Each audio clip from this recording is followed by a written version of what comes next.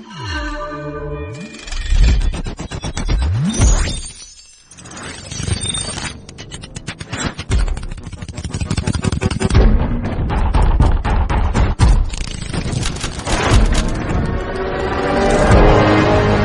Friends, ఈరోజు నేను system configuration గురించి అయితే చెప్పబోతున్నాను. దాని క్రోమ్ అయితే ఓపెన్ చేసి సిపిజెడ్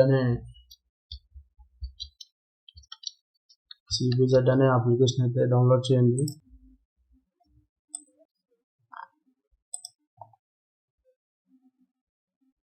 ఆ డౌన్లోడ్ అయిన ఫైల్ ఓపెన్ చేయండి.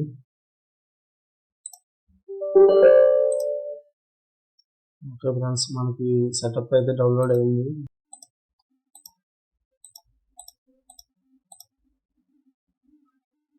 అప్లికేషన్ అయితే మనం ఇన్స్టాల్ చేయడం జరిగింది. ముందుగా మన సిస్టమ్ యొక్క కాన్ఫిగరేషన్ అయితే తెలుసుకుందాం. దానికోసం మీరు ఎక్స్ప్లోరర్ ఓపెన్ చేసి, అంటే మై కంప్యూటర్ ఓపెన్ చేసి, ఈ ఎంటీ ప్లేస్లో ప్రాపర్టీస్ అనే ఆప్షన్ మీద క్లిక్ చేస్తే మనకి ఈ విధంగా వస్తుంది. దీంట్లో మనకి విండోస్ 10 Pro అనే ఆపరేటింగ్ సిస్టమ్ అయితే ఇన్స్టాల్ చేయడం జరిగింది. తర్వాత దీంట్లో ఫిజికల్గా 8GB వేయడం అయితే జరిగింది. ఇక్కడ సిస్టమ్ టైప్ వచ్చి 64-bit ఆపరేటింగ్ సిస్టమ్. అంటే మనం యూజ్ చేసే ఆపరేటింగ్ సిస్టంలో 2 రకాలు ఉంటుంది. ఒకటి 32-bit, ఇంకొకటి 64-bit. టాస్క్ మేనేజర్ మీద రైట్ క్లిక్ ఇచ్చి టాస్క్ మేనేజర్ అనే ఆప్షన్ మీద క్లిక్ చేయండి. తర్వాత పెర్ఫార్మెన్స్ అనే ఆప్షన్ మీద క్లిక్ చేస్తే ఇక్కడ మీకు ఆటోమేటిక్గా కంప్యూటర్ పెర్ఫార్మెన్స్ అయితే కంప్లీట్గా షో చేయడం అయితే జరుగుతుంది. ఇక్కడ మనకి CPU యూసేజ్ ఎలా అవుతుంది, CPU యాక్టివిటీ అనేది, తర్వాత మెమరీ అయితే 52% అయితే యూజ్ అయింది.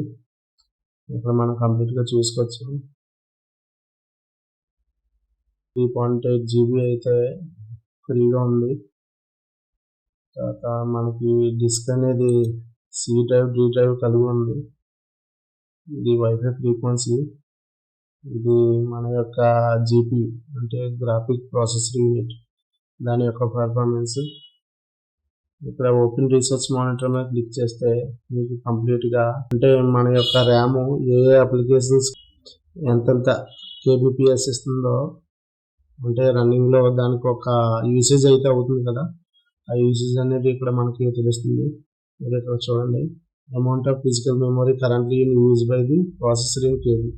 అంటే మన బ్యాక్గ్రౌండ్లో మనకి సర్వీసెస్లో కొన్ని సర్వీసెస్ అయితే రన్ అవుతాయి. అంటే అప్లికేషన్స్ అవ్వచ్చు. ఈ కింద నేను టాస్క్ మేనేజర్ మీద ఓపెన్ చేసిన అప్లికేషన్స్ అన్నీ మనకి ఇందులో కనిపిస్తాయి. చూడండి, క్రోమ్ అవ్వచ్చు, వండర్సైట్, ఫిల్మోరా అవ్వచ్చు. ఈ మొత్తం ఇవి KBPSలో చూపిస్తుంది. అంటే 250 అంటే నియర్లీ 25 MB అయితే యూసేజ్ చేస్తుంది. ఓవర్లీ మన ఇక్కడ CPU యూసేజ్ అయితే ఇక్కడ చూపిస్తుంది. చూడండి, మనకి ఇక్కడ ఇది మన యొక్క నెట్వర్క్ రేంజ్. మనం రీసెంట్లీ డౌన్లోడ్ చేసుకున్న CPUZ అనే అప్లికేషన్ ఓపెన్ చేయండి. అప్లికేషన్లో ఫస్ట్ ఆప్షన్ వచ్చి CPU ఇంటెల్ కోర్ i3. మన యొక్క ప్రాసెసర్ ఏదైతే ఉందో అది ఇంటెల్ సంబంధించి i3 ప్రాసెసర్ అన్నమాట. మీరు ఇక్కడ చూసుకోవచ్చు కోర్ స్పీడ్, మన ప్రాసెస్ స్పీడ్ ఏ విధంగా రన్ అవుతుందో ఇక్కడ అయితే చెక్ చేసుకోవచ్చు. తర్వాత మెయిన్ బోర్డ్ అనేది ఏంటంటే మన మదర్ బోర్డ్ సంబంధించి అనమాట. మ్యానుఫ్యాక్చర్ లెనోవా, అంటే మనం యూజ్ చేసే CPU యొక్క మ్యానుఫ్యాక్చరింగ్ అనమాట. తర్వాత మోడల్ వచ్చి 3138. మనకి DDR3, DDR4 అంటారు కదా మన ర్యామ్స్లో. నేను యూజ్ చేసేది DDR4. దాని యొక్క సైజ్ వచ్చి 8GB. అంటే నేను CPU మీద 8GB అయితే నేను ఇన్స్టాల్ చేయడం జరిగింది. అంటే 4GBలో 2 స్లాట్స్ ఉన్నాయి. 2 స్లాట్స్లో కూడా నేను 8GB అయితే ఇన్స్టాల్ చేశాను. ఛానల్ వచ్చి డ్యూయల్ కోర్ అనమాట. గ్రాఫిక్స్ వచ్చి ఇంటెల్ సంబంధించి అల్ట్రా HD గ్రాఫిక్స్ 630 అనమాట. ఇక్కడ చూడండి, నేను మదర్ బోర్డ్ మీద 2 స్లాట్స్ ఉన్నాయని చెప్పాను కదా, ర్యామ్ స్లాట్స్. ఇప్పుడు స్లాట్ 1 DDR4 4GB ఇన్స్టాల్ చేయడం జరిగింది. స్లాట్ 2 4GB ఇన్స్టాల్ చేయడం జరిగింది.